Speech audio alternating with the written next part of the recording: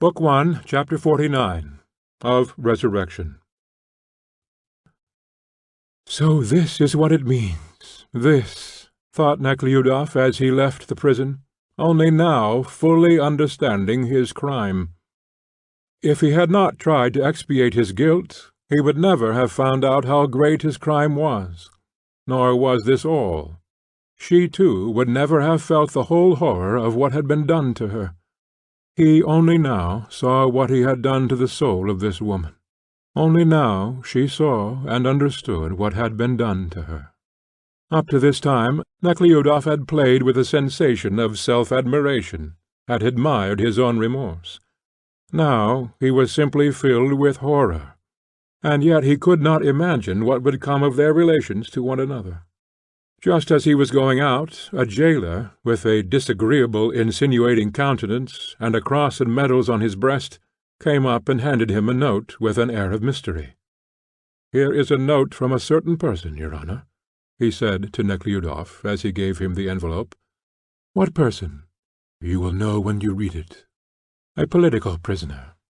I am in that ward, so she asked me, and though it is against the rules, still feelings of humanity—" The jailer spoke in an unnatural manner. Nekhludoff was surprised that a jailer of the ward where political prisoners were kept should pass notes inside the very prison walls, and almost within sight of everyone. He did not then know that this was both a jailer and a spy. However, he took the note and read it on coming out of the prison. The note was written in a bold hand, and ran as follows. "Having heard that you visit the prison, and are interested in the case of a criminal prisoner, the desire of seeing you arose in me. Ask for permission to see me. I can give you a good deal of information concerning your protégé, and also our group.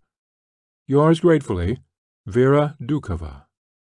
Vera Doukhova had been a schoolteacher in an out-of-the-way village of the Novgorod government, where Nekhludoff and some friends of his had once put up while bear-hunting. Nekhludoff gladly and vividly recalled those old days and his acquaintance with Doukhova. It was just before Lent, in an isolated spot 40 miles from the railway. The hunt had been successful, 2 bears had been killed, and the company were having dinner before starting on their return journey, when the master of the hut where they were putting up came in to say that the deacon's daughter wanted to speak to Prince Nekhludoff. "Is she pretty?" someone asked. "None of that, please," Nekhludoff said, and rose with a serious look on his face. Wiping his mouth, and wondering what the deacon's daughter might want of him, he went into the host's private hut. There he found a girl with a felt hat and a warm cloak on, a sinewy, ugly girl. Only her eyes, with their arched brows, were beautiful. "Here, miss, speak to him," said the old housewife. "This is the prince himself. I shall go out meanwhile." "In what way can I be of service to you?" Nekhludoff asked. I see you are throwing away your money on such nonsense. On hunting," began the girl in a great confusion. "I know. I only want one thing, to be of use to the people, and I can do nothing, because I know nothing." Her eyes were so truthful, so kind, and her expression of resoluteness and yet bashfulness was so touching, that Nekhludoff, as it often happened to him, suddenly felt as if he were in her position, understood and sympathized. "What can I do, then?" "I am a teacher, but should like to follow a course of study, and I am not allowed to do so. That is, not that I'm not allowed to. They'd allow me to, but I have not got the means. Give them to me, and when I have finished the course I shall repay you. I am thinking the rich kill bears and give the peasants drink. All this is bad. Why should they not do good?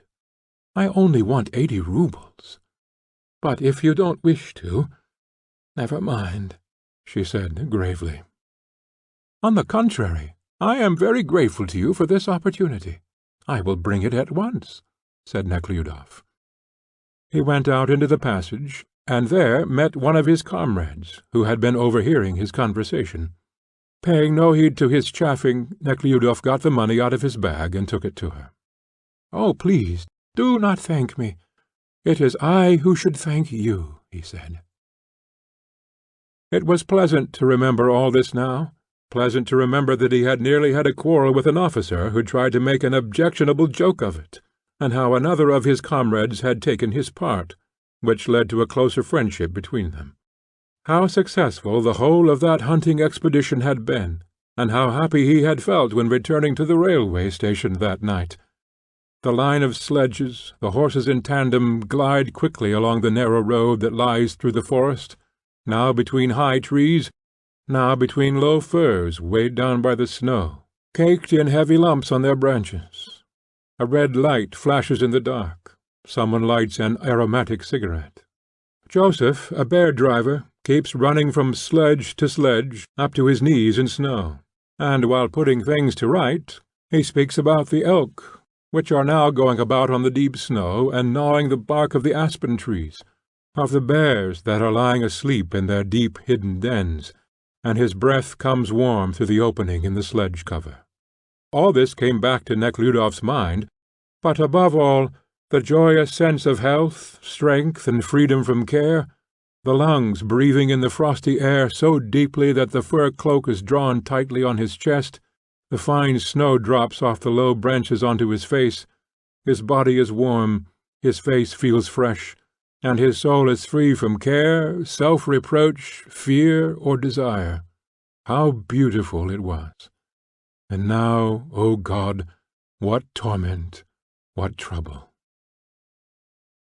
Evidently Verdukova was a revolutionist, and imprisoned as such.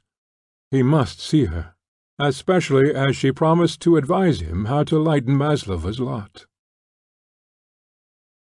End of Book 1, Chapter 49.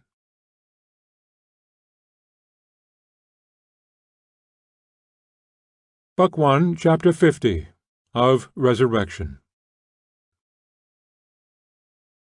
Awaking early the next morning, Nekhludoff remembered what he had done the day before, and was seized with fear. But, in spite of this fear, he was more determined than ever to continue what he had begun. Conscious of a sense of duty, he left the house and went to see Maslenikov, in order to obtain from him a permission to visit Maslova in prison, and also the Menshofs, mother and son, about whom Maslova had spoken to him. Nekhludoff had known this Maslenikov a long time. They had been in the regiment together. At that time Maslenikov was treasurer to the regiment. He was a kind-hearted and zealous officer, knowing and wishing to know nothing beyond the regiment and the imperial family. Now Nekhludoff saw him as an administrator, who had exchanged the regiment for an administrative office in the government where he lived. He was married to a rich and energetic woman, who had forced him to exchange military for civil service. She laughed at him and caressed him, as if he were her own pet animal. Nekhludoff had been to see them once during the winter, but the couple were so uninteresting to him that he had not gone again. At the sight of Nekhludoff, Maslenikov's face beamed all over. He had the same fat red face, and was as corpulent and as well dressed as in his military days. Then he used to be always dressed in a well-brushed uniform, made according to the latest fashion, tightly fitting his chest and shoulders. Now it was a civil service uniform he wore, and that, too, tightly fitted his well-fed body and showed off his broad chest, and was cut according to the latest fashion. In spite of the difference in age, Maslenikov was 40, the two men were very familiar with one another. "Hello, old fellow! How good of you to come! Let us go and see my wife.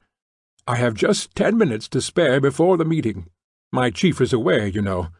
I am at the head of the government administration," he said, unable to disguise his satisfaction. "I have come on business." "What is it?" said Maslenikov, in an anxious and severe tone, putting himself at once on his guard. "There is a person whom I am very much interested in prison." At the word prison, Maslenikov's face grew stern. and I should like to have an interview in the office, and not in the common visiting-room. I have been told it depended on you." "Certainly, mon cher," said Maslenikov, putting both hands on Nekhludoff's knees, as if to tone down his grandeur. "But remember, I am monarch only for an hour."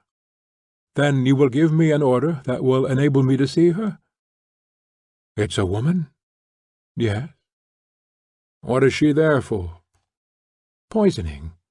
But she has been unjustly condemned." "Yes, there you have it. Your justice administered by a jury. Ils ne font point d'autre," he said, for some unknown reason in French.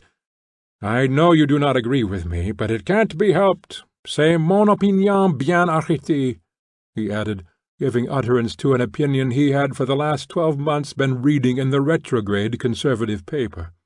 "I know you are a liberal." "I don't know whether I'm a liberal or something else," Nekhludoff said, smiling.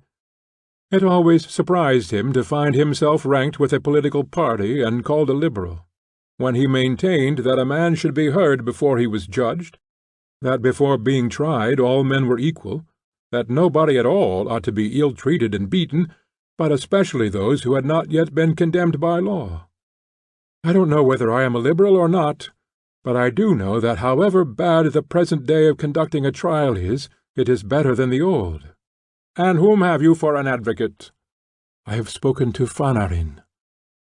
"Dear me, Fanarin," said Maslenikov, with a grimace, recollecting how this Fanarin had examined him as a witness at a trial the year before, and had, in the politest manner, held him up to ridicule for half an hour. "I should not advise you to have anything to do with him. Fanarin est un homme tare."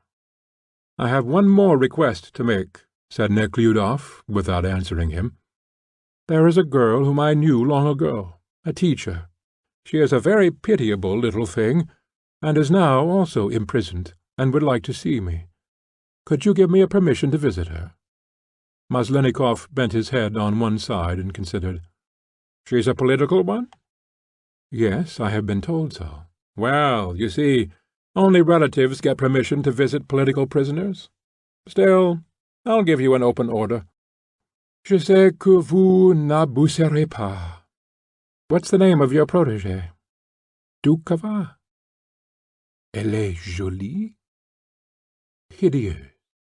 Maslenikov shook his head disapprovingly, went up to the table, and wrote on a sheet of paper with a printed heading: "The bearer, Prince Dmitri Ivanovitch Nekhludoff, is to be allowed to interview in the prison office the Mashenka Maslova, and also the medical assistant Dukova."